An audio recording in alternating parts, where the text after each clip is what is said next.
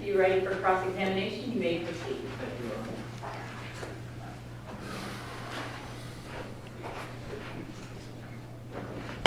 Good morning. Good morning. Mr. Lupo, I'll talk to you about a few different areas. Certainly.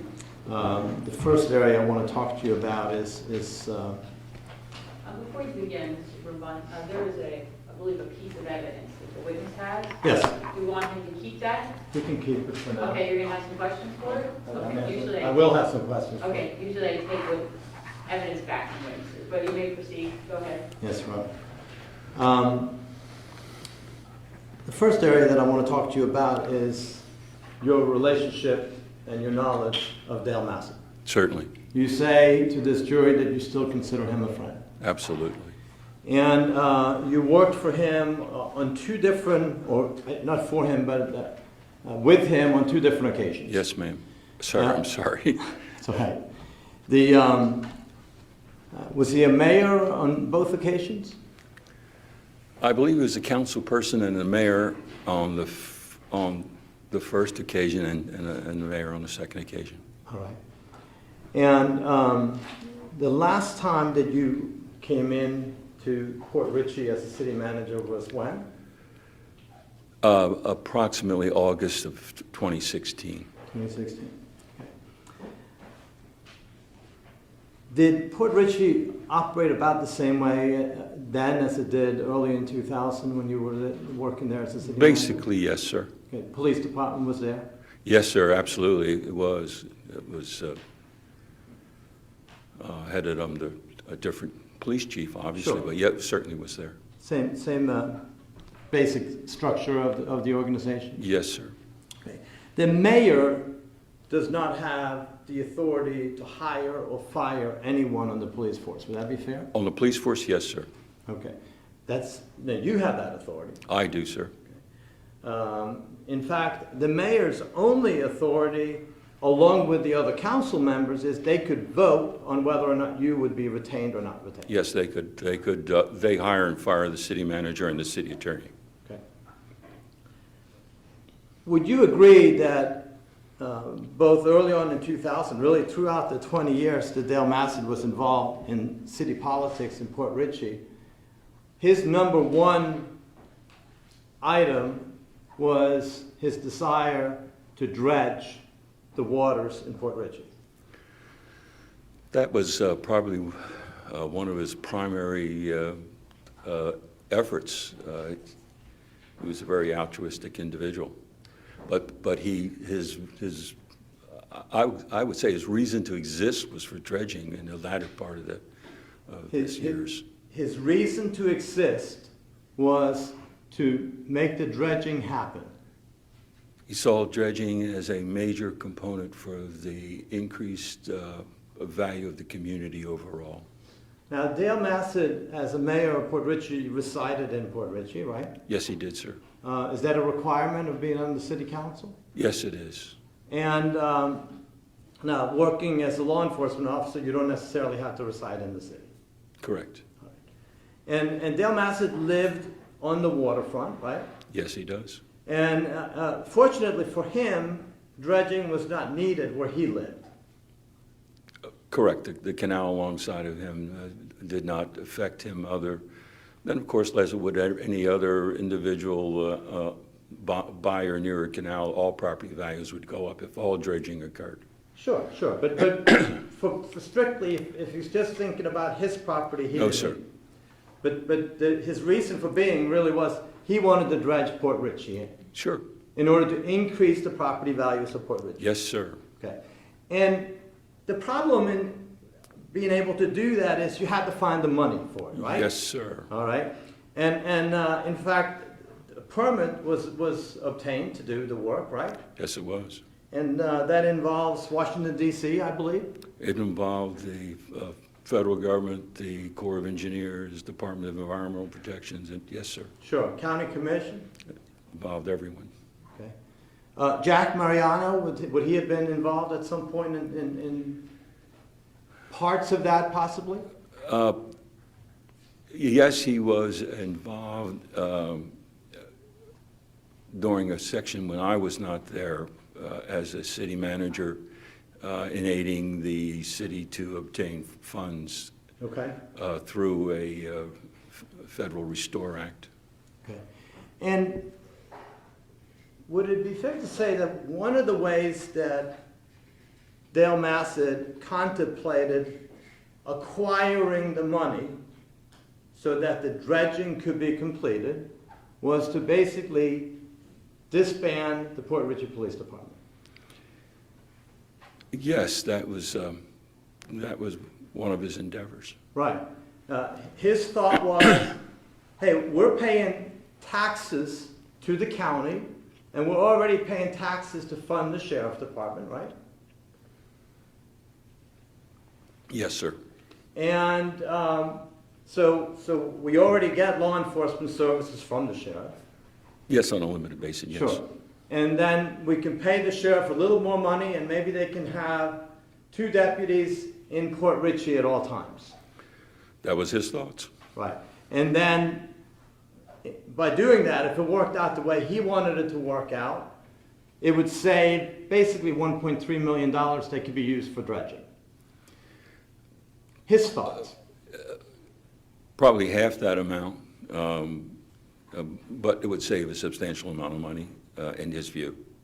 Okay, if he says, if there's evidence that he says 1.3 million, you don't have any reason to say that that was not his belief, that that's what he's going to be able to say? Correct. Okay.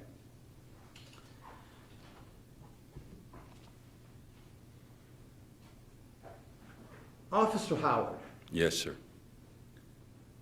he had been rehired to the Port Richey Police Department before your arrival as the city manager in 2016. Is that accurate? He was hired prior to my coming to Port Richey, yes, sir. Sure, sure.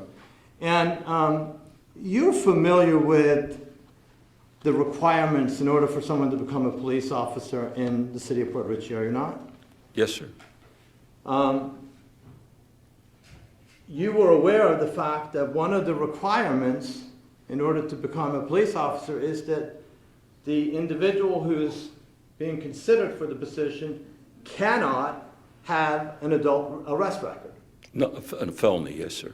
Well, that's my not the understanding. policy, is it? That's my understanding, sir. All right. Are you familiar with the Port Richey Police Department pre-application requirements? Generally, sir. Okay, would it help, I'm sure you looked at the documents before, Sure. right? Generally, yes, sir. Okay. Would it maybe refresh your memory if I was to show you a copy of the list of the requirements? Certainly. Okay. If I could approach. You want to show the Yes. papers, please?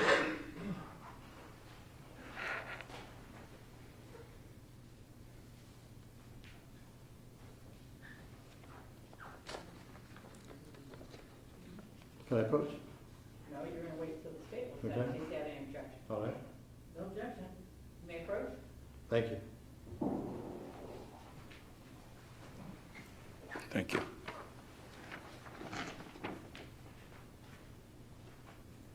Your Honor, we can maybe mark this Defense Exhibit 1 for identification.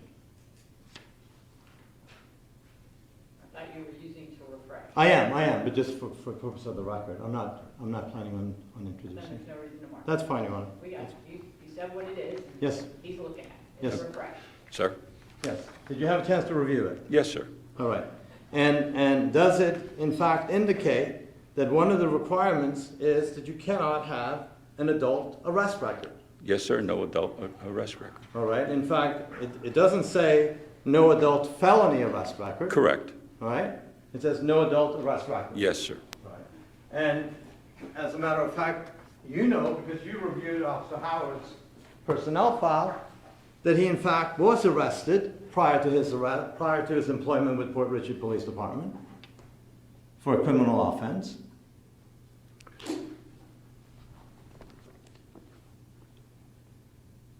I believe I am. Okay.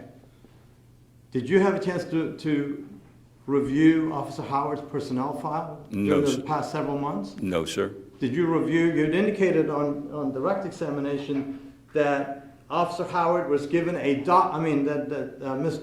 Rowe, Vice Mayor Rowe at the time, was given a document reference the personnel records of Officer Howard, correct? Yes, sir.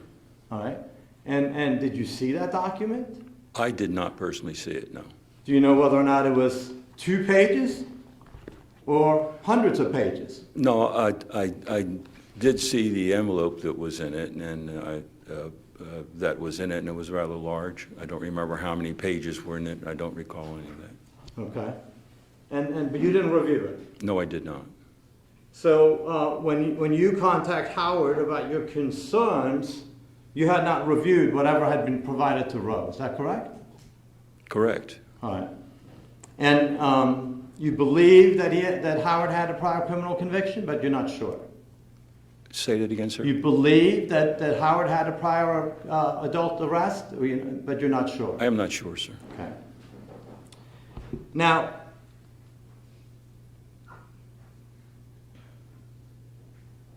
let's talk about the emails that you have in front of you.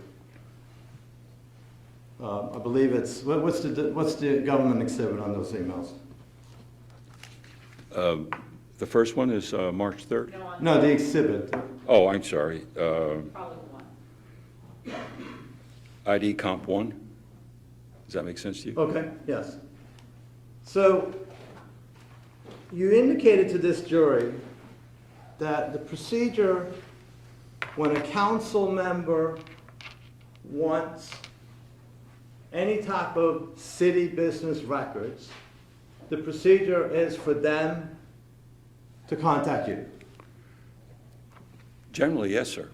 We have that kind of relationship, and procedure is the hard way to put it, but yes. Okay. Let's make sure we're clear. Okay. So, your indication, I believe, is that you would expect, based on the small town relationship, that the city council member would come to you, right? It's been my experience with this council that they would certainly come to me on a one-on-one basis. They are my bosses. Right, okay. So I would assume, based on your statement, that it's been my experience that they would come to me, that on a regular basis, city council members can pick up the phone or stop by your office, right, and ask you for records on various items. Would that be a fair statement? Sure. Okay. It could be personnel records on an employee? I don't ever recall that happening. Okay, so there is no common experience as it relates to personnel records, right? I believe so. Okay. And, but you agree that there's nothing inappropriate about asking for someone's personnel records? They're public records. Right, they're public records. And with the exception of being redacted, where they take out the social security number, the date of birth, and maybe banking information. Health, yes. Anyone can get it. Generally, yes, sir. All right, a citizen can get it. Certainly. Any public record in the city hall, as you well know, is public. Right.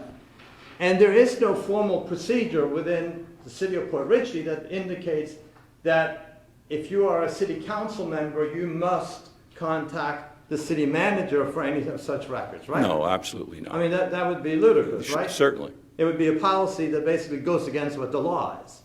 Not only against the law, but against my bosses. Okay. And so when the city clerk, right, the emails are between Terry Rowe and the city clerk, right? Correct, yes. And so when the city clerk first receives an email from Vice Mayor Rowe, right? Yes. He doesn't respond to Rowe, why in the world are you contacting me, does he? No, it's not his place to do that. Right. I mean, he doesn't say, Vice Mayor Rowe, isn't the normal practice and procedure for you to contact the city manager for such matters? No. Okay. He basically says, let me look into it, right? Sure. Okay.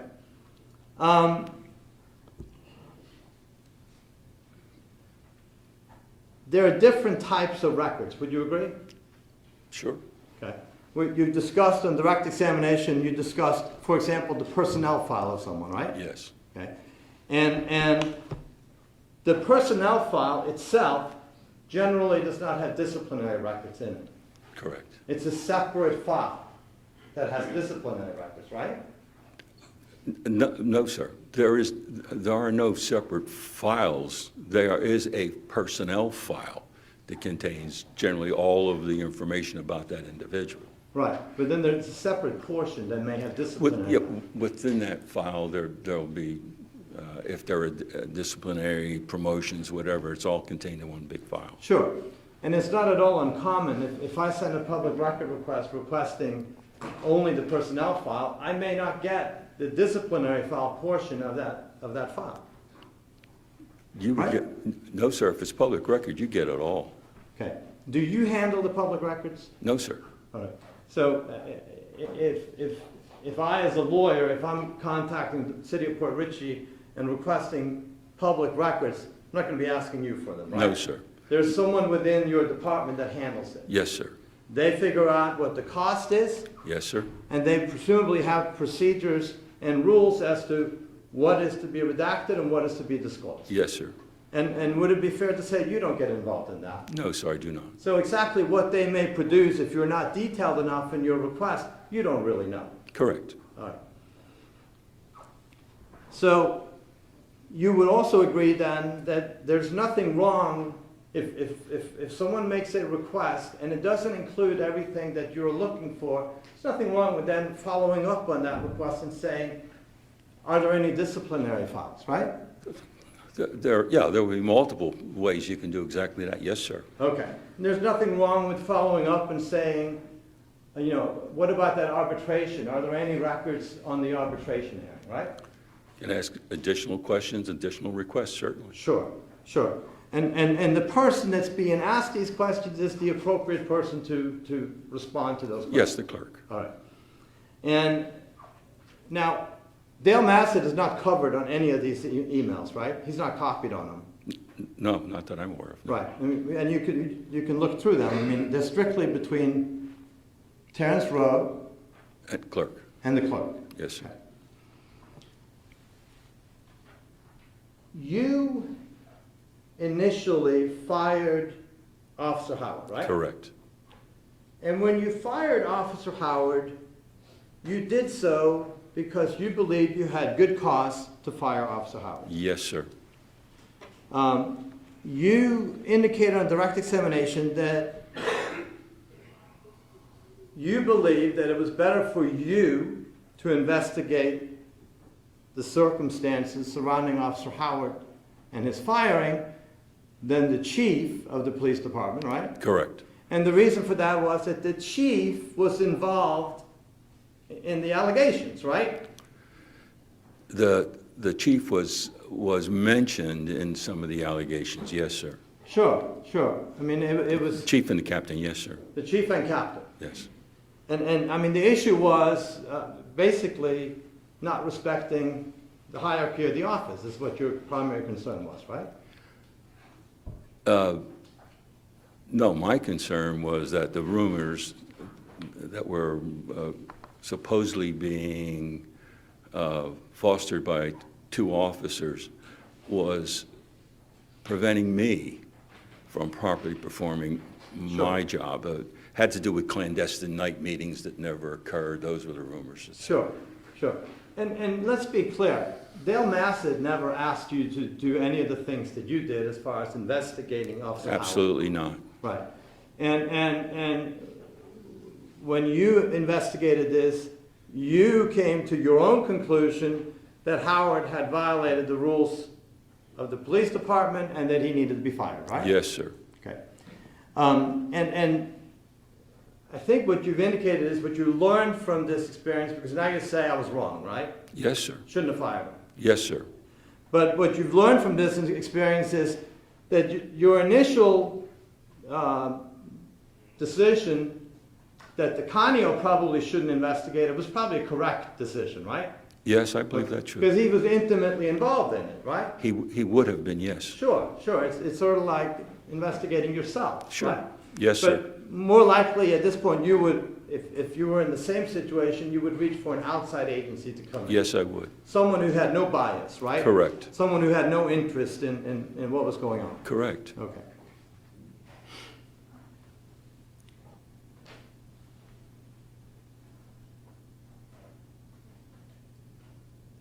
Terry Rowe, Vice Mayor Terry Rowe, and he's no longer the mayor, right? He's No. also resigned? No, he has not resigned. Okay.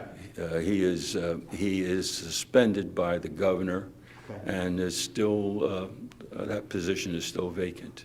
Okay. He is still, has the position, but he's suspended by the governor. Suspended but has not resigned. Correct.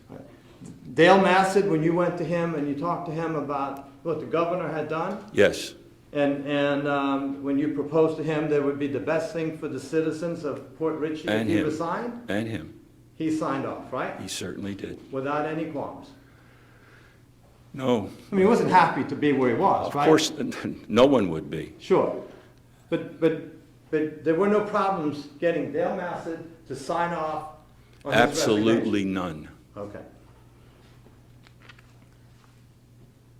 As far as- He gladly signed. Gladly signed, okay. As far as you know, would you say, do you know whether or not Terrence Rowe and Dale Massad were friends? Absolutely friends. Okay.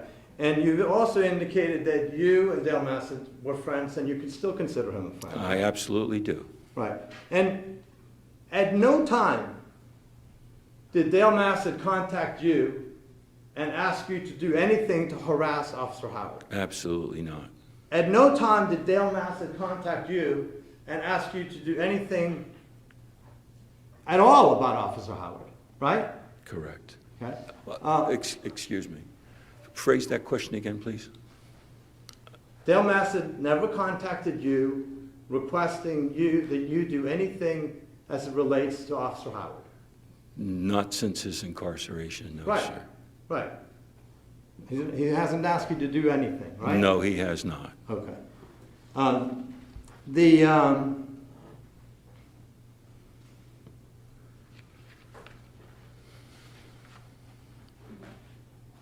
Have you had an opportunity to listen to the jail call? No, sir, I have not. Okay. Have you had an opportunity to read the letter between Mr. Rowe and Mr. No, I have Nelson? not, sir. Okay. Would it surprise you that the majority of the call deals with the dredging issue? Knowing Dale Massad, no. Okay. Because it was important to him, right? Yes, it was. Would it surprise you that Officer Howard is never mentioned in the letter? I would have no idea, but if you say so. Okay, all right. Would it surprise you? No, I don't Okay. think so. All right. After the arbitration hearing took place and Yes. Officer Howard was to be reinstated, Yes,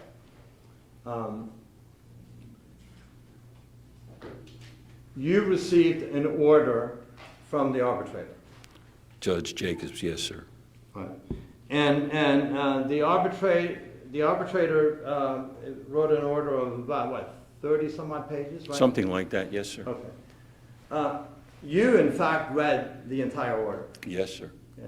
Because you were intimately involved at that point. I lived it, yes, sir.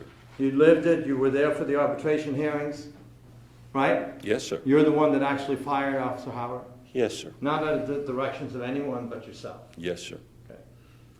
And so with that,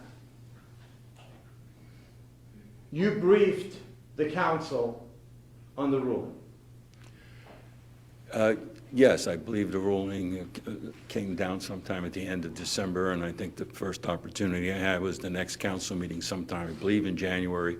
I briefed council because I had to alert council. They would have to approve the payments that would have to be made, the amount of money given to the PBA attorney, and all the other issues concerning it. So, so both I and I believe City Attorney Matthew spoke to the issue.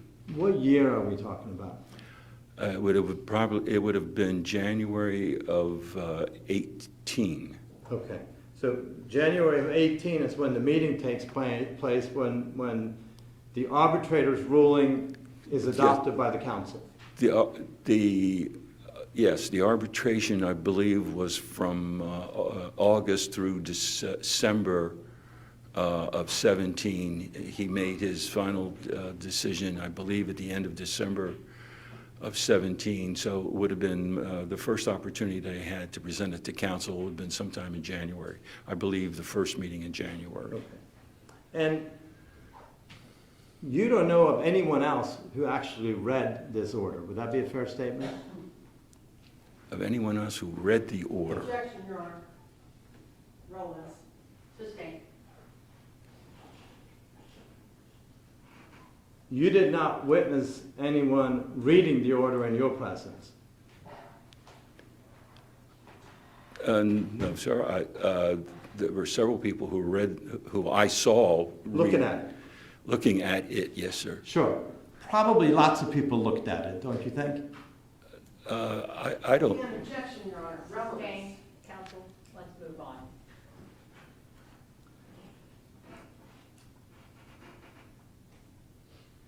At the public hearing that took place at the city council meeting, when Officer Howard was reinstated, no one sat down and actually read through this order, correct? Correct. Officer Howard was reinstated immediately after Judge Jacobs' decision. Okay. You indicated that on a regular basis you would go to Dale Massad's house. Certainly, many times. Right, and you said you would go there to brief him on the agenda for the upcoming meetings, Generally, yes, sir. right? Yes, sir. On a regular basis. Yes, sir. And that does not violate the sunshine laws, right? No, sir. Okay. That's I completely would do- appropriate for you to have conversations with the mayor about the upcoming agenda, right? Yes, I would have conversations with any council individual independently and individually. Sure.